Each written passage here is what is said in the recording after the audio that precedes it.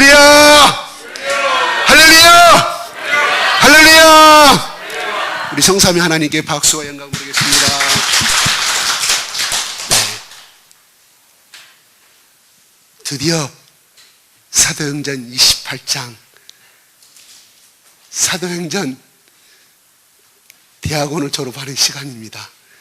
그런데 31절까지 오늘 말씀을 다 전하기 너무 방대해요. 그래서 16절, 5절까지만 중심으로 해서 여러분하고 은혜를 나누고자 합니다. 네. 드디어 바울이 로마로 들어갔다고 성경은 기록하고 있습니다. 그런데 들어가기 전에 배가 난파돼서 멜리데 섬에 도착이 되었습니다. 우리가 1절에 보면 구조된 후에 알게 되었다. 그러니까 그 섬이 어딘지 몰랐다 이거죠. 구조된 다음에 여기가 어딘가 해서 거기 아마 원주민들이 가르쳐 주었겠죠. 그 섬은 멜리데라 하더라 이렇게 이야기합니다. 근데 도착이 되었는데 그때 그 상황이 어찌 되었냐면 2절은 이렇게 누가는 2절의 모습을 이렇게 2절에 그때 그 상황을 자세히 기록하고 있습니다. 시작.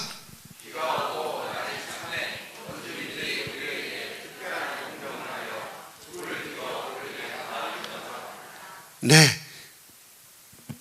그 앞절에 43절, 44절은 배가 모래톱을 거쳐서 난파를 당했습니다. 부서져 버렸어요. 그래서 각자가 어때요? 부서진 나무 조각, 부유물을 타가지고 각자가 헤엄을 쳐서 그 섬에 도착합니다. 그게 바울을 포함한 276명이 그렇게 된 상황인데 도착하자마자 2절에 보니까 비가 왔습니다. 날이 찼다고 그래서 우리 뭐라고요? 겨울비가 내리고 있었다 이겁니다. 바다에 빠져서 쫄딱 옷도 다 젖어 있는 상태에서 오돌오돌 떠는 가운데 있는데 또 그나마 비가 내리기 시작합니다. 참으로 계속하여 나쁜 상황만 전개되는 상황을 기록하고 있어요. 근데 여기가 어디냐면은 잠깐 올려보겠습니다. 좀 크게 안 되죠? 되는가요? 예. 좀 오른쪽으로 좀 옮겨주십시오. 왼쪽 화면에 나오게. 저기 나오는 섬이 나와요. 그러니까 미양에서 베니스로 옮겨가려고 그랬는데 미양에서 베니스가 65km거든요. 그런데 거기서 그냥 폭풍을 만나서 강풍을 만나서 흘러 간 것이 저 800km 정도 떨어져 있는 몰타라는 오늘날 몰타 공화국이라고 그러죠. 몰타 공화국이에요. 이 멜리덱이라는 데가 오늘날 몰타 공화국입니다. 인구수가 약 50만 명. 크기는 장성 크기가 얼마인지 아세요? 모르죠? 장성 고향인 사람도 모를 거예요. 담양 크기가 얼마인지 아세요? 담양이 고향인 사람 모르죠? 그죠? 저 어젯밤 찾았어요. 이거 써먹으려고. 우리 고향인 사람 두 분 계셔요. 제가 알기로 대답을 못해요. 왜? 자기 면밖에 모르기 때문에, 자기 동네밖에 모르기 때문에. 이게 우리들의 본 모습이에요. 뭐 이거 정절하고 그런 게 아니에요. 저도 여기가 얼마인지 몰라했더니 저게 네, 전화를 하고 보니까 저 조사를 해본 거예요. 그랬더니 여기가 240km, 장성이 550km, 담양이 600km더라고요. 틀릴 수가 있어요. 약간 틀려요. 반에도 못된 지역이에요. 50만 명이 살고 있는. 20만 내지 50만 명. 자, 기억이 잘 안 됩니다. 오늘날 지금 살고 있는 지역이 그래요. 그 당시 50만 명이 아니라 이 공화국이라는 몰타라는 공화국 자체가 예, 이렇게 생각을 하고 예, 그 다음에 전개 가겠습니다. 그러니까 이거를 보여주는 이유가 그냥 이야기가 흘러간 이야기가 아니라 실제 존재했고 그 당시에 AD 59년, AD 60년인데 오늘날 2000년이 흐른 나라에 그 나라가 지금도 존재하고 있다. 이걸 제가 여러분의 실감 있게 말씀드리려고 제가 예를 들어 보내는 겁니다. 3절에 보니까 너무 추우니까 바울이 나무 한 묶음을 거두어서, 그 당시에요, 이 겨울이 오면은 이 몰타에 사는 이 멜리데, 그냥 몰타라고 제가 하겠습니다. 이 몰타에 사는 원주민들은 거기에 나는 나무들을 우리 겨울 되면 가을 되면 겨울 준비하듯이 그렇게 있어서 전부 다 나무를 잘라서 겨울에 땔감을 사용하려고 그런 묶음들이 굉장히 많이 있었다고 그래요. 그 묶음들을. 근데 그 묶음을 발견해서 바울이 불을 피운 제목이 나오게 되죠. 근데 어떻게 돼요? 3절에 어떤 장면이 펼쳐집니까? 시작.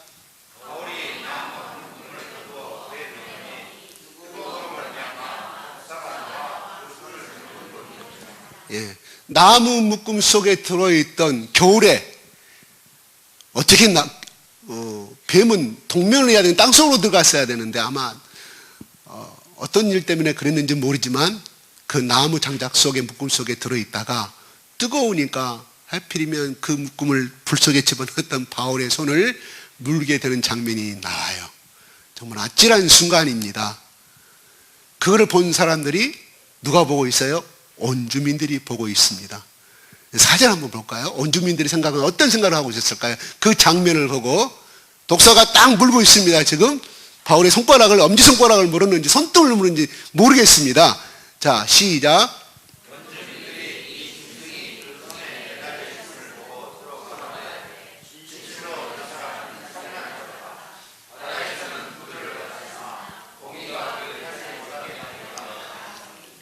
옛날부터 이 섬에는 내려오는 전설이 있었습니다.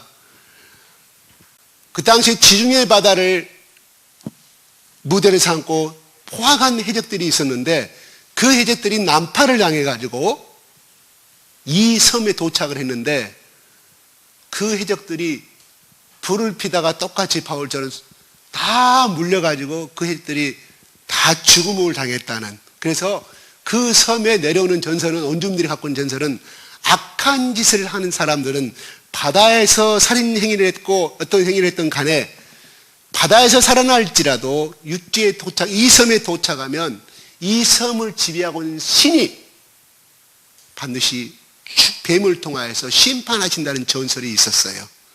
그런 토테미적 사상을 갖고 있는 원주민들이 바울의 그 장면을 바라보고 그가 바다에서는 살아났지만 공의가, 그들이 갖고 있는 신의 심판의 하나님이 그를 죽게 만드는구나 하고 말합니다. 그를 살지 못하게 함이로다 하면서 5절에 볼까요? 시작.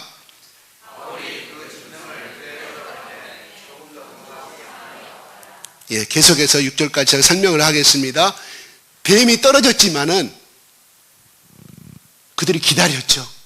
독이 퍼져서 죽을 것이다. 그런데 가만히 자기들이 수군거려서 쳐다보고 있으니 바울이 아무 신체의 변화가 없고 몸이 건강함을 바라보고 그들의 반응은 신이라고 6절은 말미암아 그를 신이라 하더라. 야, 독사에 물려서 지금까지 우리가 살아오면서도 우리 전설들 뿐만 아니라 여기서 독사 물려서 일하다가 독사 물려서 살아난 사람이 없는데 이 바울이라는 사람이 살아난다 이 말이에요. 그래서 이 사람을 신이라고 평가를 내리고 있습니다. 참 아이러니한 일이죠. 자기들이 있을 수 없는 일이 발견된 거예요.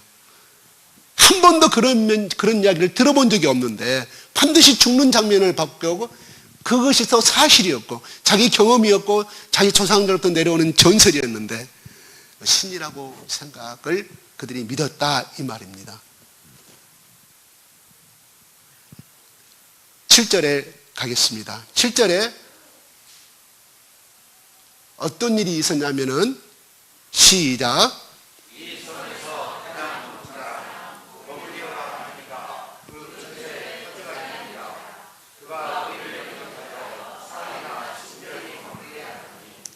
예.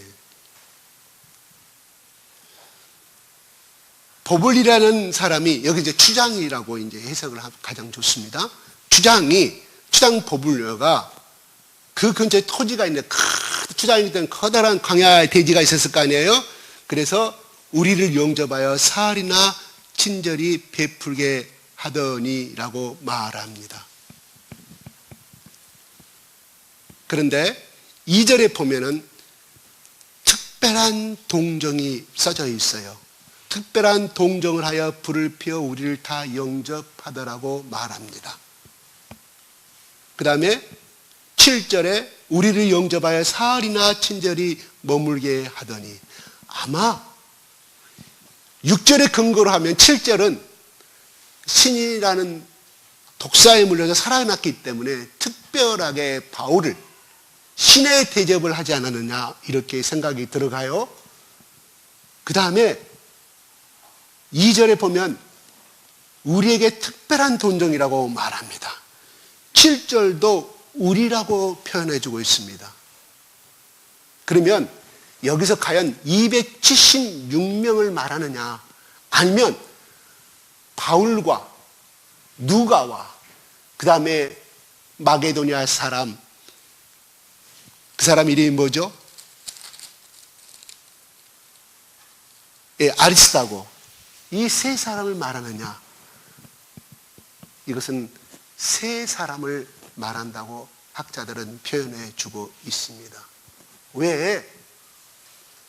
하나님은 그들의 주장의 눈에 특별한 동정을 하게 만들고, 또 특별한 사람 자기 집안으로 초대를 해서 3일 동안 성대한 잔치를 베풀게 했느냐? 후자는 그가 살아났기 때문에 추장이 그러한 대접을 했을 것이고, 첫 번째 원주민들의 동정은, 그 동정은 특별한 친절을 말하고 선의를 말하고 있는데, 누가는 왜 하필이면 그들이 우리를 따뜻한 불로 장작불을 떼게 하고 영접하였다라고 표현하고 있을까요? 특별한 동정이라는 말을 쓰면서요.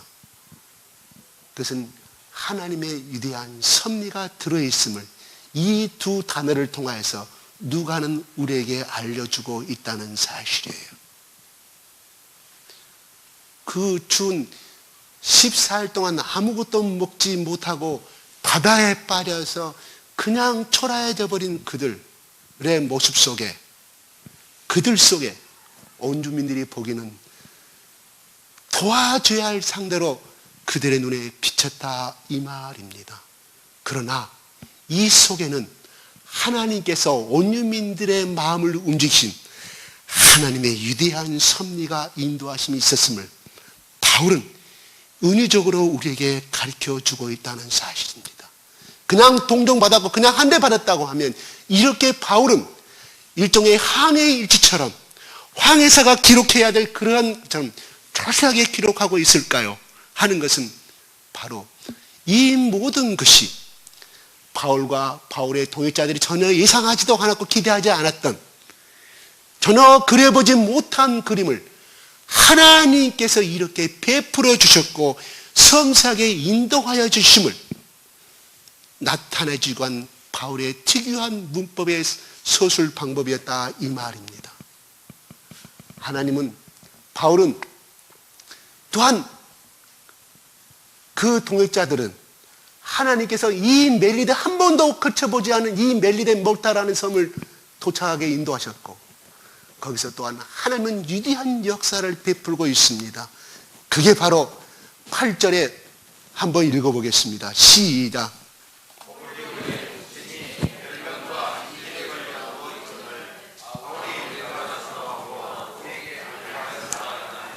그 집에서 선대한 잔치를 바라보고 있을 때 아마 버블류가 주장이 말했는지 아니면 바울이 그것을 발견했는지 성경은 기록하지 않습니다. 그 주장의 아버지가 열병과 이질에서 사경을 헤매는 장면을 바라보게 됩니다. 그냥 병의로 기록할 수는 있어요. 누가는 의사이기 때문에 의사라는 전문적인 용어를 자세하게 묘사하고 있습니다. 바울이 들어가서 안수하고 그에게 치료가 되는 역사를 바라보게 됩니다. 그 다음에 이 소문이 9절과 10절에 소문이 나서 9절에 보면 많은 그 동네에 많은 사람들이, 병들어 오는 죽어가는 사람들이 바울을 통하여 낫게 되는 역사를 기록하고 있습니다. 그들이 예수 그리스도의 이름으로 안수하고 병이 나았을 때 그들은 한 번도 들어보지 못했던 그 예수라는 신을 통하여서 치료함을 받았을 때 그들에게는 어떤 역사가 일어났을까요? 구원의 역사가 일어났음을 바울은 누가는 기록하고 있다는, 우리에게 알려주고 있다는 사실입니다. 왜 하나님은 강풍이라는 것을 만나서, 물론 바울은 출발하기 전부터 이야 시기가 적절치 않다, 이 시간대는 가면 분명히 문제가 생기는데 더 3개월 동안 겨울을 지난 다음에 출발하자고 하였을 때 선주와 모든 선원들은 우기고 출발하였지만은, 그러나 바울의 예언대로 했다고 하면, 바울이 말한 대로 했다고 하면 몰타라는 섬에서는 이런 역사를 도착하지 않았을 뿐만 아니라 몰타에 저 죽어가는 육신의 병이 들어서 또한 예수를 알지 못하는 저 영혼들을 향한 구원의 역사는 일어나지 아니했다, 이 말입니다.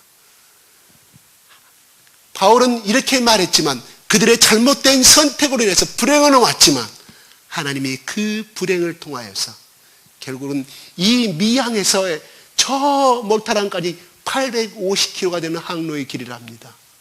거기까지 도착하기까지는 정말 지도상으로 따지면 그 광활한 지중해에서 몰타섬에 도착하기까지는 한 점의 흙, 그냥 어떤 정말 우연의 치고는 너무 우연의 치, 하나님께서 그 바람을 이용하여서 그들을 몰타라는 섬으로 인도하셨음을 우리는 이 결과를 통해서 우리는 추리해 볼 수가 있다는 사실입니다.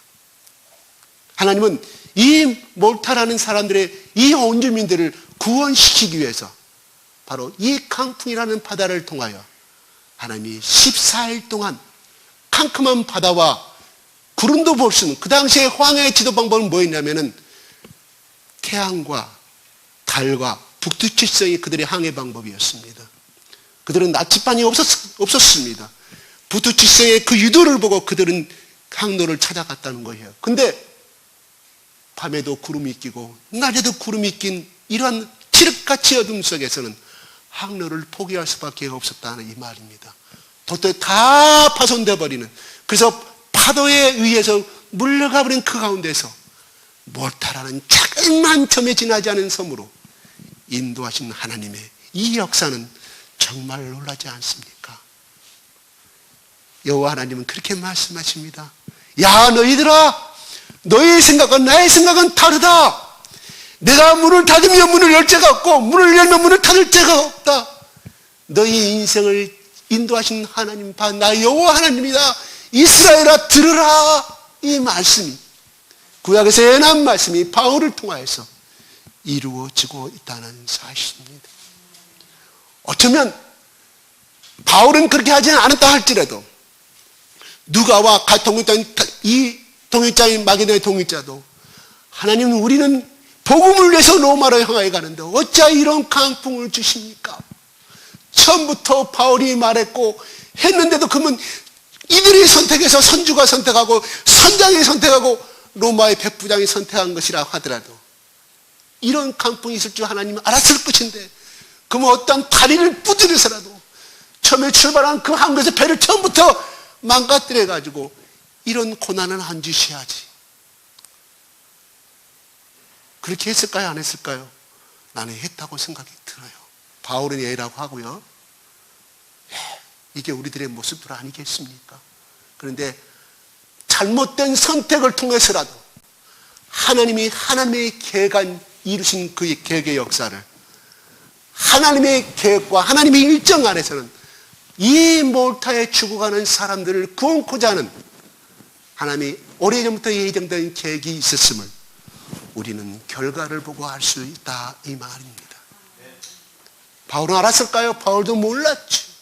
어쩌면 살아남고자 하는 하나님의 276명을 다 살리겠다는 안심을 하는 그 말씀 속에 의지하고 갔을 뿐이지만 몰타라는 섬을 통해서 하나님은 몰타에 죽어가는 영혼들을 구원시켰다, 이 말입니다.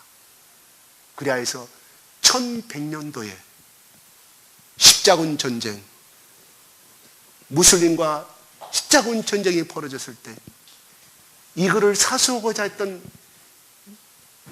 성기사단이라 성요한 기사단이 있었습니다. 결국은 전쟁에 집니다. 왜 이슬람 터키 제국이, 투르크 제국이 여기를 지배를 했을까요? 로마로 지배하기 위해서는 반드시 여기 이 지중해에서는 귀중한 항구요 기지했기 때문에 치열한 전투 끝에 결국은 이슬람 제국의 지배를 당하지만 하나님께서는 거기에 이미 그 주기장 이 부분을 통해서 전승에 의하면 이 주장의 포블리오는 몰타 섬의 첫 번째 교주가 되었다는 거예요. 바울이 뿌린 씨앗. 성경은 기록되지 아니한 이유가 이때 다시금 들어옵니까? 바울이 마지막 길이었고 처음이자 마지막이고 누가도 마지막 길. 성경에 안 나왔을 뿐이지.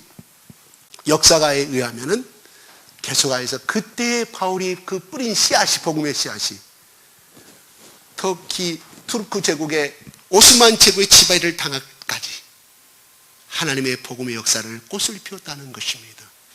그래서 이 귀중한 재산을 알기에 1562년에 성요한 기사단이 이슬람의 제국과 싸워서 여기를 탈환하게 됩니다.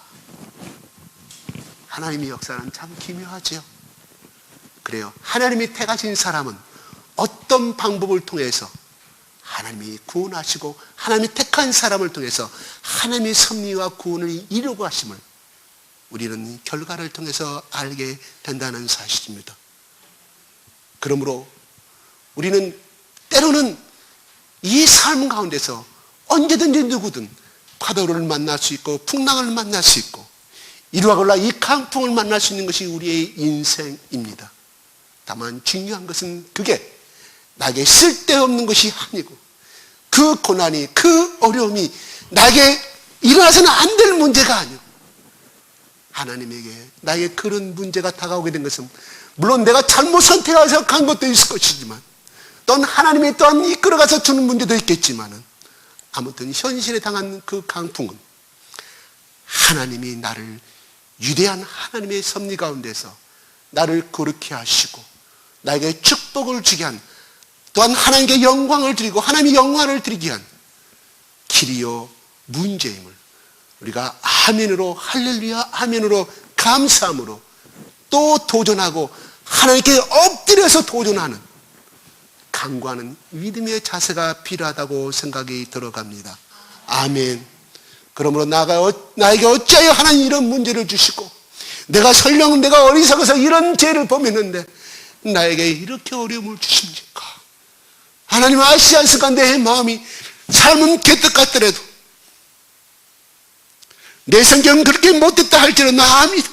그러나 내가 하나님을 위해서 얼마나 하나님 앞에서 인격을 예수 그리스도의 인격을 닮아가기를 원하고 하나님 우리 가정이 구원받기를 원하고 내가 얼마나 기도한지 아시지 않습니까?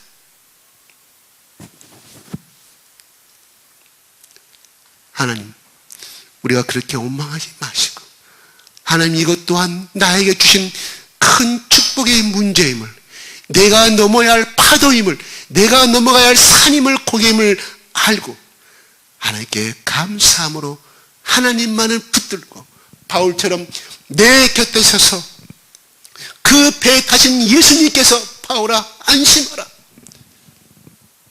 하나도 생명을 취하리 아니할 것이고 너희는 도달아 로마에 가게 될 것이라는 그 음성을 듣는 우리 모두가 되었으면 좋겠습니다. 그러므로 그리스도 안에서는 세상에 믿지 않는 사람은 아이고 내 운명의 팔자라 세상을 원망하지만 그러나 그리스도 안에서는 자그만 넘어진 자체도 문두막에 지나가는 넘어진 미끄러짐 자체도 또한 눈길에 넘어짐의 그 자체까지도 하나님의 섭리와 하나님의 축복의 인도하심이 있음을 끝까지 믿고 도전하는 우리가 되었으면 좋겠습니다. 또한 그들은 우리 가운데 이 세 사람을 특별한 동정과 특별한 선대를 베풀었습니다. 보십시오. 그 추운 겨울날 바다에 헤엄쳐서 노는 그들의 몰골이 어떻겠습니까? 특히나 또한 누가는 젊은 사람이고 이 디아스도라라는 이 사람도 젊은 사람. 바울은 다 쓰러져가는 노년에 얼마 죽음을 남기지 않은 초라한 사람이었습니다. 옷은 다 젖었고 하나님은 그 모습을 보시고 그 혼주민들 가운데 특별한 총동 연민의 마음을 심으셨다는 사실입니다. 그래서 그들을 향하여서 또 도와주고 싶은 생각을 가지게 만들었다 이 말입니다. 제가 왜 이 말을 하냐면 여기에 도착한 270명 중에 선원과 선장과 그 선주에 속한 사람들은 선주가 다 3개월 동안 먹을 것을 책임졌을 거라 이 말입니다. 그 다음에 로마의 백부장의 그 휘하의 군사들도 나중에 로마에서 다 의식주 책임을 졌을 거라 이 말입니다. 그러나 돈 한 푼 없는 바울과 제수의 몸으로 가는 이 세 사람 가운데는 하루를 날 수 있는 돈이 없었을 거라 이 말이에요. 하나님은 바로 그 처참한 모습을 통하여서 동정의 마음을 일으켜 주시고 그들의 온주민들의 마음을 일으키시고 주장들의 마음을 일으켜 세워주셔서 3개월 동안에 그 모든 문제를 하나님께서 해결해 주셨음을 믿으시기 바랍니다. 하나님의 사람은 하나님을 위하여 순교하고자 하고 하나님을 위해 달려가는 그 사람은 그가 필요한 모든 의식주의 문제도 하나님께서 해결하심을 우리는 이 말씀에서 볼 수 있다는 사실입니다. 10절에 보면 떠날 때 어떻게 그들의 대우에 떠납니까? 시작.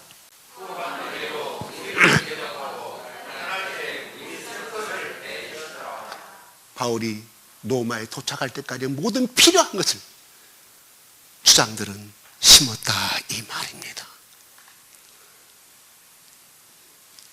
창세기 32장 33장 야곱이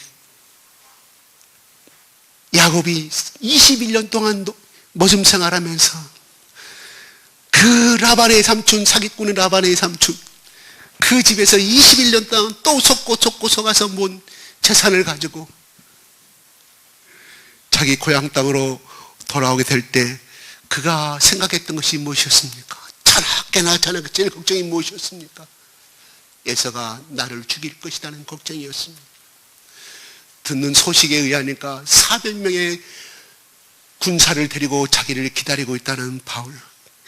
1차, 2차 모든 재물과 모든 소와 모든 양을 다 보내면서 야 너희들아 만약에 우리 형 에서가 이것이 무엇이냐 그랬거든.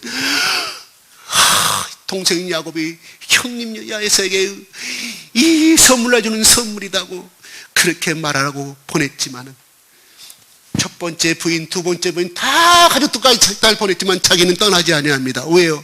죽을까 두려워서. 그래서 그 밤에 날이 새도록 하나님의 천사와 씨름하는 이유가 무엇입니까? 저 예서가 나를 기다리고 나를 죽이려고 400명의 사람은 칼을 든 군사들이 보복하려고. 예서는 이제나 저제나 야곱이 돌아오면은 결코 네 장자의 축복을 뺏어간 그 오난을 내가 절대 용서치 아니하라는 예서의 이 마음을 알 수가 있다 이 말입니다. 그를 모르는 야곱이 아니에요. 그래서 밤이 새도록 내가 이 고난을 이 예서에서 온 이 고난을 내가 해결해 주지 않으면 나 하나님 건너가지 않겠습니다. 끝까지 버티다가 결국은 천사를 이기잖아요. 그래서 이겼다고 해서 야곱을 이스라엘 하나님 천사를 이겼다고 하나님이 그냥 보내줘요. 하나님이 그냥 야 에서야 야곱아 가거라 에서가 너를 절대 죽이지 않을 것이라는 말씀하지 않았습니다. 성경이 그걸 기다리고 있습니까? 없습니다. 한 절도. 하나님이 한돛뼈를 쳐서 야곱을 평생의 쩔뚝발이로 만들어 버립니다. 밤새 잠 못 자고 큰 날이 동이 뜨도록 쓰리했는데 그 잘 먹고 잘 산 이 야곱의 모습이 얼마나 초라했겠습니까? 예서가 저 머리에서 자기 동생이라는 사람이 오더니 쩔뚝거리면서 겨우겨우 걸음을 옮겨가는 그 모습 속에서 예서가 21년 동안 품었던 이 오난의 가슴을 하나님의 예서의 이 야곱의 그 모습을 통하여서 예서의 마음을 녹여버리신다 이 말입니다. 특별한 동정을 심어주셨다 이 말이에요. 할렐루야. 야 야곱아 너는 그냥 걸어가거라 뛰어가거라 예수가 너의 선물을 받고 기쁨으로 기다릴 것이라고 말씀하지 않았어. 하나님이 에서의 마음을 녹이지 않고서는 야곱이 살아날 수 없음을 알고 야곱이 생각했던 축복의 방법이 아니라 쉽게 말해서 평생의 절름발이를 만들어가지고 그거를 바라본 에서의 마음을 녹이시는 방법은 하나님의 놀라운 섭리인 줄 믿으시기 바랍니다. 두 번째는 왜 야곱을 그렇게 절름발이 만들었을까요? 야, 지금까지 너는 네 의지와 네 머릿결만 살았지? 너는 하나님의 사람을 두기 위해서 내가 너를 이러한 방법으로 하지 않고서는 내가 하나님의 사람으로 쓸 수가 없기 때문에 두 번째 방법, 하나님의 그런 뜻이 있었기에 그렇게 하셨다 이 말입니다. 우리는 축복꾸려면 모든 사람들이 인정하고 모든 사람들이 생각하는 그런 방법만 우리는 생각합니다. 그런 또 기득점을 가지고 하나님께 도전합니다. 아니옵시다. 하나님 우리를 처참하게 낮으셔서 거기에 납작 엎드려서 에서가 쫓아오면 만약에 저는 그 부인들과 자식까지 다 버렸지만요, 나는 야곱이요 그렇게 하지 않았다면 남겨두고요 충분히 되돌아서 도망갈 사람이 야곱이라고 생각합니다. 그래서 도망가지도 못하게 하나님이 그냥 쩔뚝발이로 만들어버렸다 이 말이에요. 왜? 야곱이 갖고 있는 그 본성과 그 저기가 변하지 아니하게 하나님이 그 방법을 주셨다 이 말입니다. 여러분 두들겨 맞기 전에 하나님께 납작 엎드리십시오. 지금까지 인생에서 아무런 문제가 없었는데 내가 이런 것쯤이야 내가 배운 기술이 있고 내가 배운 능력이 있는데 이런 것쯤 내 능력으로 하지 아니옵시다. 하나님이 그까지도 납작 엎드리기를 원하시니 얻어맞기 전에 얻어맞기 전에 무릎을 꿇으십시오. 더 문제가 크기 전에 만약에 야곱이 이렇게 하지 않았다고 하면 자기 가족들도 남겨두고 도망갈 사람이 자기 라반의 삼촌한테 다시금 빌붙을 사람이 야곱인지를 하나님이 알았기에 하나님이 잘 야곱을 아시길 그 방법을 주셨다. 하나님 복 주시려면 건강한 다리 주셔가지고 복 주시지 왜 이렇게 복 주십니까? 차라리 예수님이 그랬잖아요. 왼손이 범하건 오른손을 잘라버려 그랬잖아요. 너를 범한 죄를 잘라버려 눈을 빼버리라 그랬잖아요. 왜? 지옥 가는 것보다 나으니까. 살아생전에 결국 60평생 70평생 동안 그냥 한 팔 잘라서 병신 되는 것보다는 병신 되는 것이 천국 가는 것보다 지옥 가는 것 낫냐 이거예요. 지옥은 그만큼 뜨겁고 영원히 형벌한 있는 곳이기 때문에 하나님이 그렇게 해서라도 지옥 가지 말고 예수 앞에 죄짓지 말고 예수 믿고 가라는 것이 예수님이 소원이었다 이 말이에요. 여러분 31절의 마지막 절이 이렇게 나오냐. 하나님 나라와 그리스도의 복음을 증거했다고 말씀했습니다. 한번 볼까요? 31절 시작.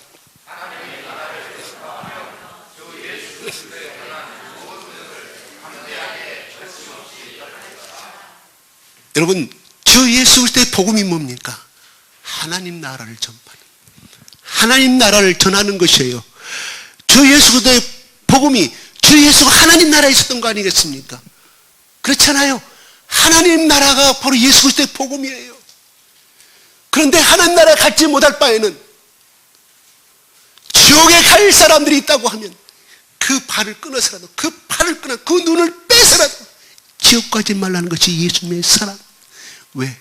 지옥이 어떻다는 것을 알기 때문에 또한 하나님 나라가 얼마나 좋은지를 알기 때문에 하나님이 그렇게 예수님이 이 땅에 오셔서 그렇게 말씀하셨다 이 말입니다. 예수님이 이 땅에 오실 때 가장 가난한 자의 모습으로 오셨고 가장 천대받는 자의 모습으로 오셨습니다. 그래요. 우리가 예수님께서 마구간에 태어났다는 거 우린 잘 압니다.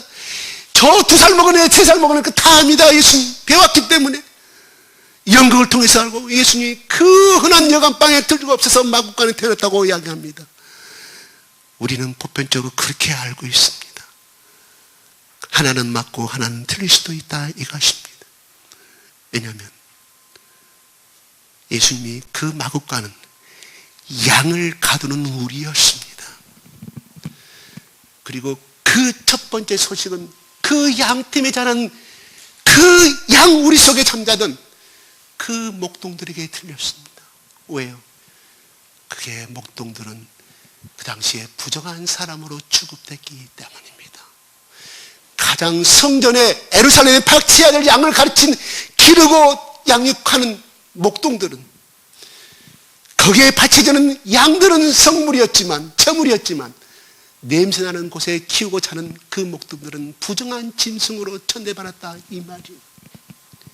예수님이 바로 그런 부정한 짐승들이 부정한 사람이 목동들이 자는 또한 제물로 바쳐진 그 양의 그 우리의 태어나심을 우리는 다시 한번 생각해 보아야 합니다. 예수님은 바로 건강한 양들만이 성전에 바쳐질 그 양들은 바로 예루살렘의 성전에 가까운 베들레헴 그 양치는 곳에 성전에 바쳐진 양들만 고치는 곳이었습니다.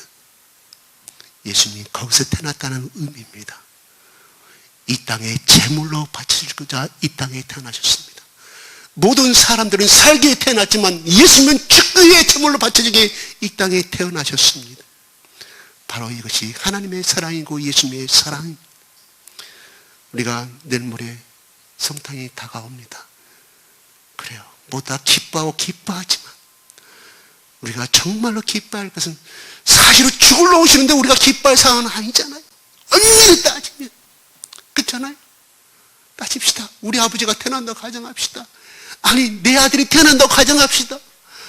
이 아들의 운명은 정해져 있어요. 언젠가 죽어야 될 정명이 됐을 때 기쁨은 잠깐일까 아니겠습니까? 아이고 이놈은 내 아들 새끼는 제 운명에 살지 못해 중간에 죽어야 할 운명이고 과연 그 얘기를 난 산모와 아버지는 그 가족들은 정말 기뻐해야 될까요? 슬퍼하고 우려할 때 아니겠습니까? 다시 한번 우리가 성탄절 다가오는 이 모습을 다시 한번 생각해 봤으면 좋겠습니다. 그 예수가 왜 이 땅에 오셨는가를 나를 위해 죽으러 오신 예수님에 대해서 깊이 만나는 시간이 되었으면 좋겠습니다. 하나님은 이러한 여건과 파난 속에서 바울을 위대한 하나님의 역사 가운데서 또한 그 고난이 축복의 길이었음을 바울과 두 동역자들에게 하나님이 보여주셨다는 사실입니다. 현재 우리의 고난의 문제에 대해서 더 이상 슬퍼하지 마시기 바랍니다. 하나님이 나에게 주신 축복의 기름을 알고 하나님께 납작 엎드려서 바울처럼 누가처럼 또한 바울의 동역자처럼 하나님의 위대하신 기적을 체험하는 그러한 한 해가 되었으면 좋겠습니다. 기도하겠습니다.